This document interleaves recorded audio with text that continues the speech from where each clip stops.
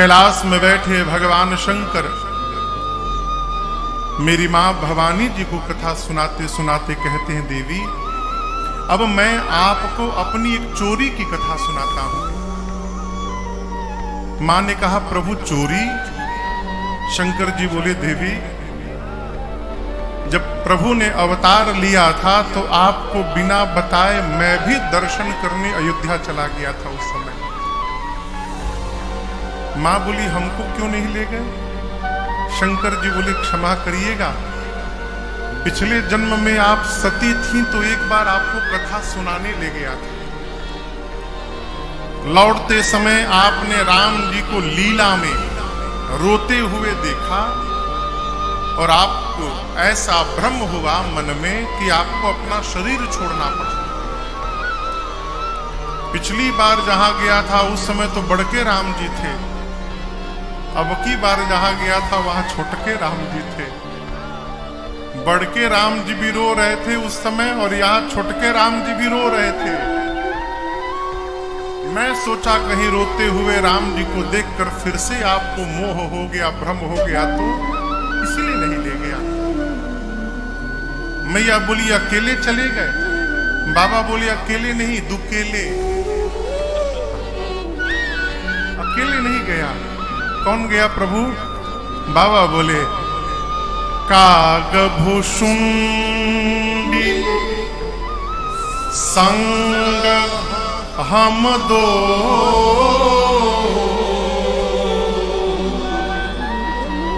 मनुज रूप जाने नहीं को। बाबा बोले, देवी काग भुषुंडी जी के साथ मैं गया था। अब यहां दर्शन करिए, बाबा ये नहीं बोले कि मेरे साथ कागभुषुंडी गए थे, नहीं, कागभुषुंडी संग हम दो, उनके साथ में मैं गया था। इसका क्या अर्थ है? इसका अर्थ है कि भगवान शंकर कहना चाहते हैं कि अयोध्या जाने की प्लानिंग भुषुंडी जी बनाए थे।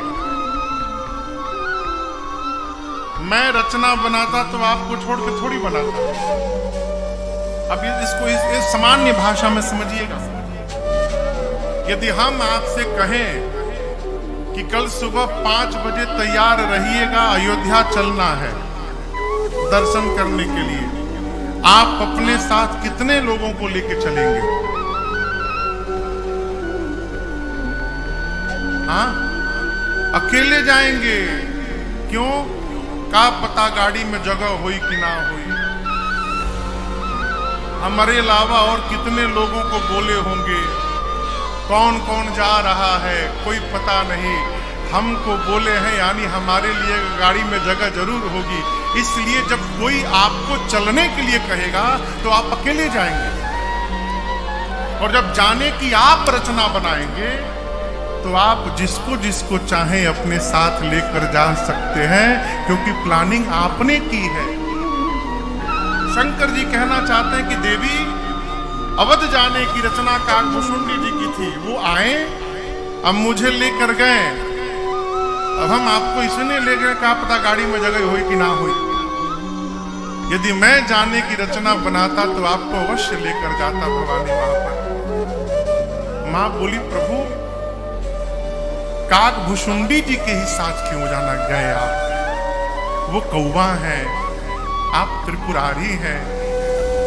बाबा बोले, कौवा के रूप में नहीं गए, हम दोनों मनुष्य के रूप में गए थे। मैया बोली, ठीक है मनुष्य के रूप में हो गए, लेकिन है तो कौवे ना, वो कागभुषुंडी है, कौवा है, उनके साथ क्यों गए? शंकर जी बोले, देवी हमारे इष्ट भी बाल राम है, कागभुषुंडी जी के भी इष्ट बाल राम है। और एक बात कहूं, जीवन में उसी के साथ यात्रा करनी चाहिए जिसके साथ आपका चित्त और चरित्र दोनों मिलता हो, उसके साथ यात्रा बनाते रहिए। जिसके साथ आपके मन के भाव मिल जाए उसके साथ यात्रा करिए, और जिसके साथ मन न मिले उसके साथ भूल के भी यात्रा न करिए। क्यों? ना अपने ठीक से जाएगा ना आपको जाने देगा।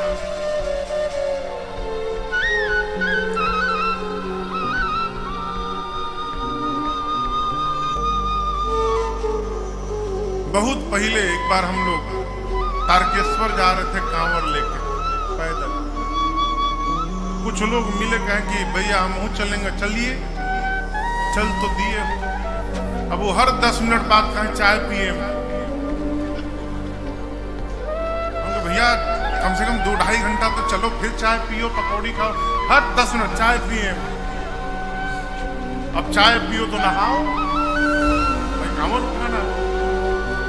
तो इतना नहा लिए कि 5 से 6 घंटा बाद कांच लाग गई।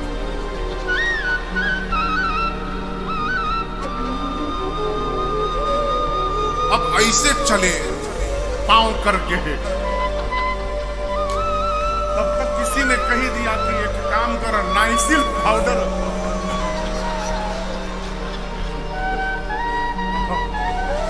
लगा लेना, आराम मिलेगा। है राम हो राम। हम मना करते रह गए, बोले तू का जान था। गए नाइसिल पाउडर मरला के बाद लगे आग लाग गई। वो कूदना शुरू किए, वो कूदना शुरू। एक थे तालाब रहे, तालाब में कूद पड़े सब, बोले में से निकले ना हम।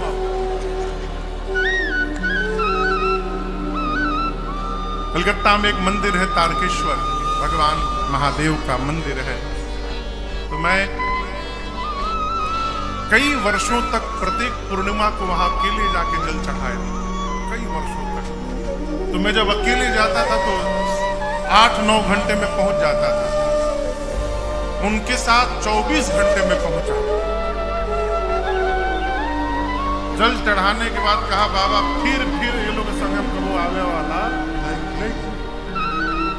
केवल यही नहीं, कहीं भी आप कथे में ही आए हैं, कथा में जिसको कथा में रुचि ना हो उसको लेके आ जाइए, बगल में बिठा लीजिए। हर 5 मिनट पर खोदेगा, चलिए मोबाइल में देख लीजिएगा, चलिए यहाँ से टीवी में देखिएगा, चलिए। इतना खोद देगा आपको, यदि नहीं उठिएगा तो वहां फूंका हो जाएगा। खोदते।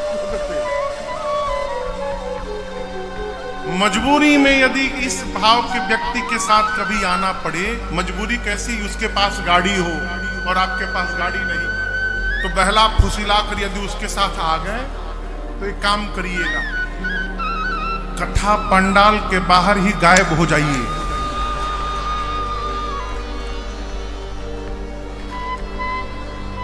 अब वो यदि यहां बैठे तो आप उधर जाके बैठ जाइए। 3 घंटा वो आपको ढूंढता रहेगा और आप चकाचक कथा का आनंद लेते रहिए। बाबा कहते देवी काग मुशुंडी जी के साथ